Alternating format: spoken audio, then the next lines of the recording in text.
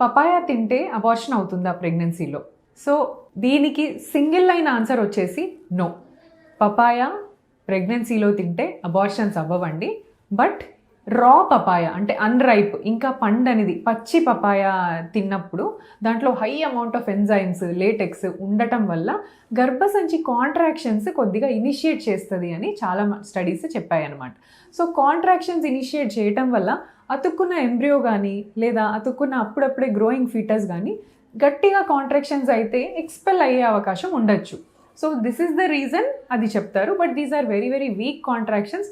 దీనికి healthy pregnancy abort అయ్యే అంత ఛాన్స్ లేదనమాట. So this is about raw papaya. So raw papaya ఎక్కువగా తినకూడదు.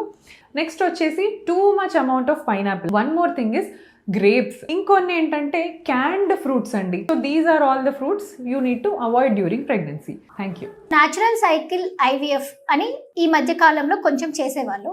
కొంతమందికి ఎక్కువ ఇంజెక్షన్స్ అంటే భయం ఉండడం వల్లనో లేకపోతే ఆ ఇంజెక్షన్స్ ఆ బాడీకి సహకరించకపోవడం వల్లనో న్యాచురల్ సైకిల్ IVF అనేది ట్రై చేస్తుంటారు. సో అలాంటివి ఇంజెక్షన్స్ ఎగ్స్ పెరగడానికి హెల్ప్ చేసే ఇంజెక్షన్స్ ఇవ్వకుండా డైరెక్ట్గా ఎన్ని ఎగ్స్ అనేది 18 mm లేకపోతే 20 mm వరకు పెరుగుతాయో చూసుకొని ఆ ఎగ్స్ని కలెక్ట్ చేస్తారు. సో ఇలాంటివి చేయడం వల్ల ఏమవుతుంది అని అంటే కొంతమందికి ఆ స్ట్రెస్ అనేది తగ్గిపోతుంది. సో న్యాచురల్గా ఎగ్స్ కలెక్ట్ అవుతాయి, దానిని యూస్ చేసుకోవచ్చు.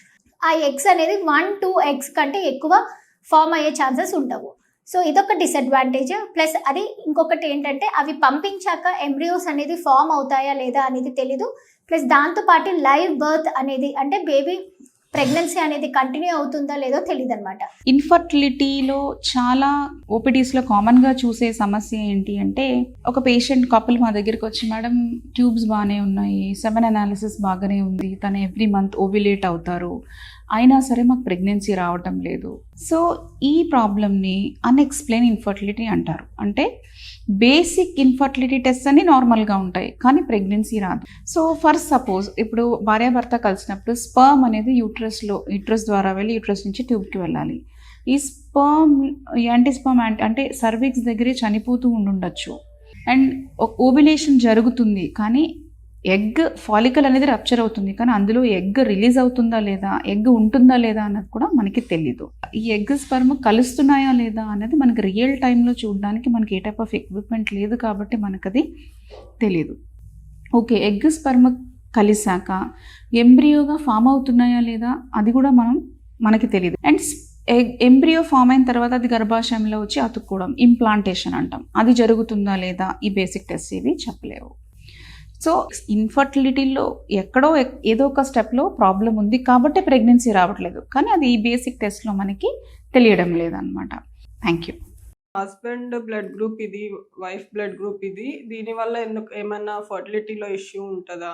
సేమ్ బ్లడ్ గ్రూప్స్ ఉండడం వల్ల ఏమైనా ప్రాబ్లమా? బ్లడ్ గ్రూప్స్ అనేటివి మన బ్లడ్లో ఉన్న రెడ్ బ్లడ్ సెల్స్ RBC మీద ఉండే యాంటీజెన్స్, ఇంకా బ్లడ్లో ఉండే యాంటీబాడీస్, వీటిని బట్టి బ్లడ్ గ్రూప్స్ ఉంటాయి అన్నమాట.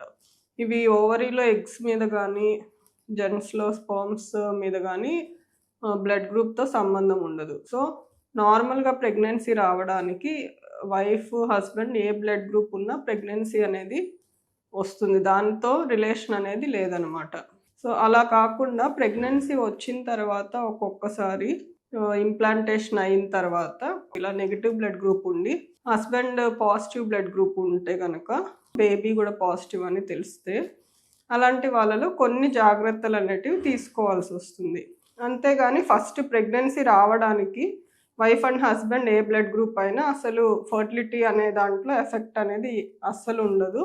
So hope this information is useful for you. Thank you. ఫర్టిలిటీలో ఉమెన్కి ఉండే one of the problems adenomyosis అనే ప్రాబ్లం గురించి మాట్లాడుకుందాము. అసలు ఎడినోమయోసిస్ అంటే ఏంటి, ఎవరికి ఉంటుంది, అండ్ దానివల్ల మనకి ఫర్టిలిటీకి ఎట్లా ఇంపాక్ట్ అవుతుంది అనేది చూద్దాం.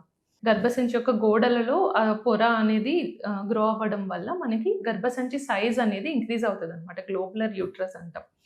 కొంతమందికి ఏంటంటే ఎడినోమయోసిస్ అనే ప్రాబ్లం ఎండోమెట్రియోసిస్ అని ఇంకొక ప్రాబ్లంతో అసోసియేట్ అయి ఉంటుంది అనమాట. సో కొంతమందికి అండాశయంలో సిస్ట్లు ఉన్నాయని చెప్తాం, ఎండోమెట్రియోటిక్ సిస్ట్లు. ఎంబ్రియో అనేది అతుక్కోకపోవడము అండ్ క్రానిక్ ఇన్ఫర్టిలిటీ, చాలా ఇయర్స్ ట్రై చేశాక కూడా వీళ్ళకి ఫర్టిలిటీ ఇష్యూస్ అనేది ఉండడం, అండ్ మెయిన్గా పీరియడ్స్ అప్పుడు సివియర్ పెయిన్ కానీ హెవీ బ్లీడింగ్ కానీ సో ఇలాంటి సిమ్టమ్స్ అనేవి మనకి ఎడినోమయోసిస్లో ఉండొచ్చు.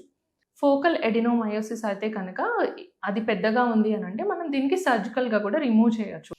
మనకి మెయిన్గా ఇలా రికరెంట్గా ఇంప్లాంటేషన్ ఫెయిల్యూర్స్ కానీ క్రానిక్ ఇన్ఫర్టిలిటీ ఇష్యూస్ ఉన్న వాళ్ళకి కానీ మనం ఐవీఎఫ్ సజెస్ట్ చేస్తుంటాము. బట్ స్టిల్ ఈ ఎడినోమైసిస్ సివియర్గా ఉన్నప్పుడు ఏంటంటే మనకి బేబీ అతుకునే కెపాసిటీ అంటే ఇంప్లాంటేషన్ ఛాన్సెస్ అనేవి తగ్గుతాయి. రికరెంట్గా మిస్క్యారేజెస్ అవ్వడము, హార్ట్ బీట్స్ రాకపోవడము అండ్ ఇమ్యూనో మాడ్యులేటరీ ప్రాబ్లమ్స్ కూడా వీళ్ళకి ఉండే ఛాన్స్ ఉంటుందన్నమాట. Thank you.